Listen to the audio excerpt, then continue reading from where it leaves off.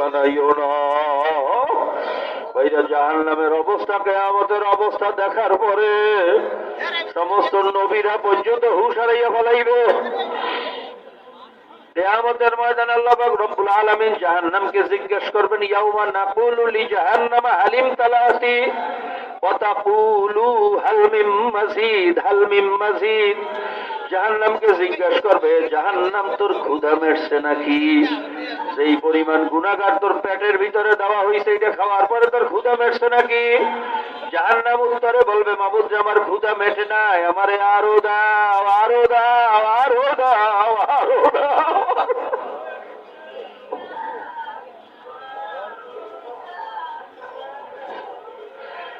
ক্ষুধার তো জাহান্নাম গুনাহগার থেকে দেখে ক্ষুধার তাড়না আরো বাড়িয়ে যাইবে।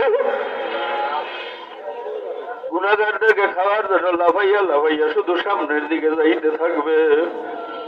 এক একটা শিকলের সাথে 70,000 ফেরেশতা জাহান্নামকে যখন পিছনের দিকে টানিয়া ধরবে, জাহান্নাম বাধা পাইয়া গুরিম গুরিম গুরিম গুরিম আওয়াজ করে শুরু করিয়ে দেবে।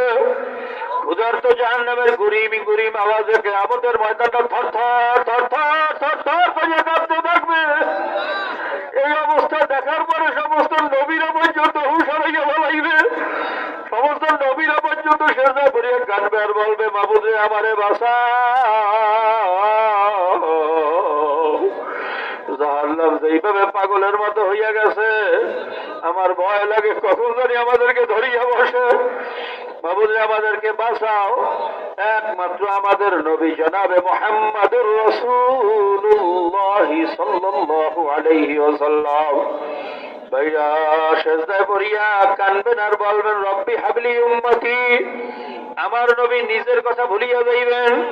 যেমন মা আর বাচ্চা যখন একসাথে বিপদে পড়ে, দেখবেন মা নিজের কথা ভুলিয়া বাচ্চার জন্য পাগল হইয়া যায়।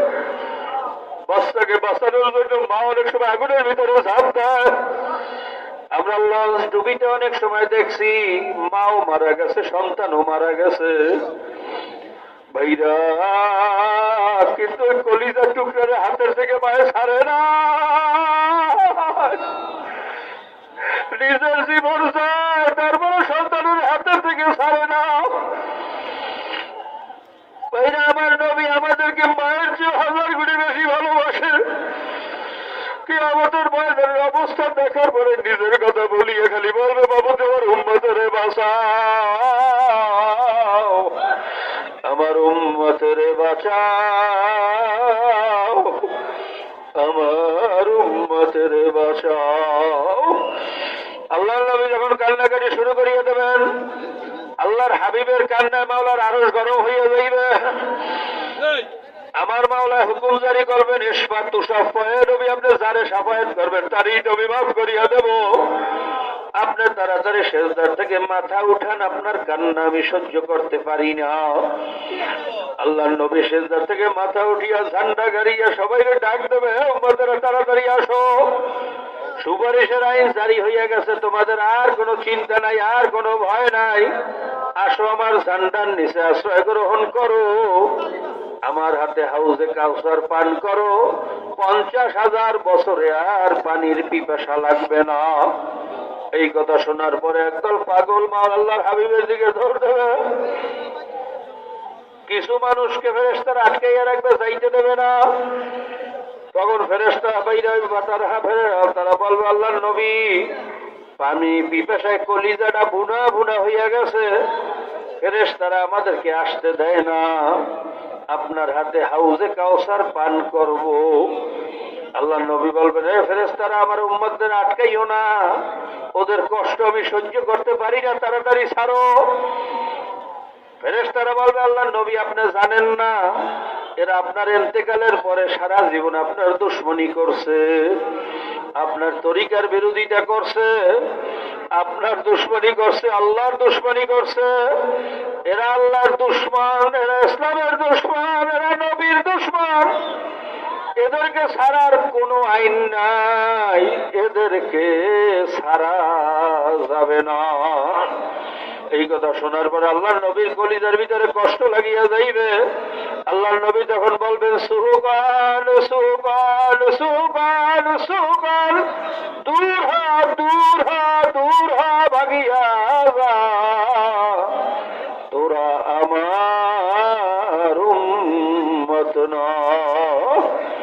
ওই মুহূর্তে যদি খোদা না কাছে আল্লাহর হাবিবের দরবার থেকে তাড়াইয়া দেয়, আর কোন দরবার পাওয়া যাবে না, আর কোন সুপারিশের রাস্তা খোলা থাকবে না। ভাইরা, এই জন্য আল্লাহর হাবিবের খাঁটি উম্মত হইয়া কবরে যাইতে হবে। আল্লাহর হাবিবের উম্মত হওয়ার জন্য শর্ত হইল মান আহাব্বা সুন্নতি ফাকাদ আহাব্বানি ওয়া মান আহাব্বানি কানা মাই ফিল জান্নাহ। আমার সুন্নতকে যে ভালোবাসলো সে আমি নবীকে ভালোবাসলো, আর যে আমি নবীকে ভালোবাসবে কিয়ামতের ময়দান আমি নবীর সাথে জান্নাতে চলিয়ে যাইবে। কাজে এটা সুন্নতকে কোনো অবস্থায় ছোট মনে করা যাবে না। সুন্নতের আমল কোন অবস্থায় বাইরে ছাড়া যাবে না। যারা সুন্নত নিয়ে টিটকারি মারে ওদের তো ইমানই থাকে না। আল্লাহ নবীর সুন্নত নিয়ে অনেকে টিটকারি করে, অবহেলা করে। খোদা না খাস্তা বাবা, সুন্নত নিয়ে টিটকারি করলে বাবা ইমান কিন্তু থাকে না। কাজে সুন্নতকে কোনো অবস্থায় ছোট মনে করা যাবে না। আল্লাহ নবী সুন্নতকে আঁকড়াইয়া যদি ধরতে পারো, কিয়ামতের ময়দানে আল্লাহর ফজল আল্লাহর নবীর সুপারিশ পাওয়ার আশা করতে পারো। খোদা না খাস্তা যদি সুন্নতের দুশ্মনী করো, সুন্নতের দুশ্মনী করা মানে আমার নবীর দুশ্মনী করা, সুন্নতের দুশ্মনী করা মানে আমার মাওলার দুশ্মনী করা, আমার নবীর দুশ্মনী করা মানেই হলো আমার মাওলার দুশ্মনী করা। কাজে খোদা না খাস্তা আল্লাহ আল্লাহর রাসূলের দুশ্মন হইয়া যদি কবরে যায় বাবা, আর কিন্তু কোনো উপায় থাকবে না। কাজে চরমনের মাহফিলে যখন আমার মাওলাই নিয়েই আসছে, বাবা জীবনে অনেক ভুল করছি, অনেক অন্যায় করছি, তওবা করিয়া ফেলাও। জীবনের খাস তওবা মনে করিয়া, খাস তওবা মনে করিয়া, শেষ তওবা মনে করিয়া একটু খাস তওবা করিয়া ফেলাও। আর কোনদিন সুন্নতের আমল ছাড়বো না, আর কোনদিন সুন্নতের বিরোধিতা করব না। এই মুহূর্তে নিয়ত করিয়া ফেলাও। বিগত দিনে যা ভুল করছো এই মুহূর্তে তওবা করিয়া ফেলাও। যদি তওবার মতো তওবা করতে পারি, আমার মাওলা বলছে আমিও খালি হাতে ফিরাইতে জানি না। যখন বান্দা বান্দি আমার কাছে মাথা নত করিয়া দিলটারে ভাঙিয়া তওবার জন্য উপস্থিত হইয়া যায়, মান জানি মান তাগাররাবা ইলাইয়া তালাক্তাইতাহু মিন বাইত।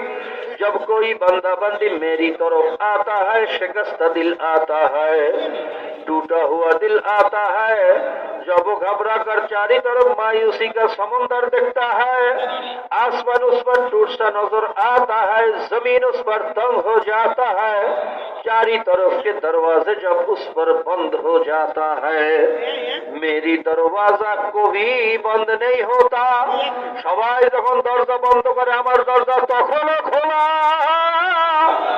আমি দরজা বন্ধ করতে জানি না। আমি তওবা করনেওয়ালা বান্দা বান্দিরে খালি হাতে ফিরাইতে পারি না। কাজে ভাইরা ভুল করছি, অন্যায় করছি, এই মুহূর্তে তওবা করো। কারণ এই রাত্রটা আপনার উপরে যায় না, না যায় বলা যায় না।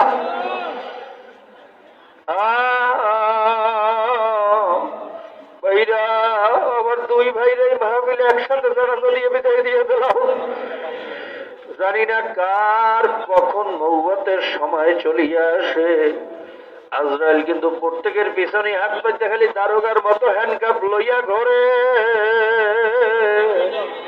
মালিকের একটু হুকুমের অপেক্ষায় আছে রে বাবা। হুকুম হওয়ার সঙ্গে সঙ্গে যখন খপ করিয়া থাবা মারবে, কলিজার রোগগুলোর সিরিয়া সিরিয়া টানিয়া টানিয়া ওইটা জানটা কবজ করিয়া লইয়া যাইবে। দুনিয়ার সমস্ত ডাক্তার কবিরাজ বোকার মতো দাঁড়াইয়া থাকবে, আর কিন্তু রাখতে পারবে না। কাজী বাবা আজকে এই মুহূর্তে তওবা করো, আর কোনোদিন সুন্নতের বিরোধিতা করবো না, আর কোনোদিন নবীর তরিকার বিরুদ্ধে যাব না, আর কোনোদিন মাওলায় বেজার হয় এমন কাজ করব না। এই মুহূর্তে আল্লাহর ফজলে তওবা করিয়া ফেলাও। আমার জন্য দোয়া করেন, আমিও সবার জন্য দোয়া করি। আমার মাওলা যেন তার খাঁটি গোলাম হিসাবে কবরে যাওয়ার তো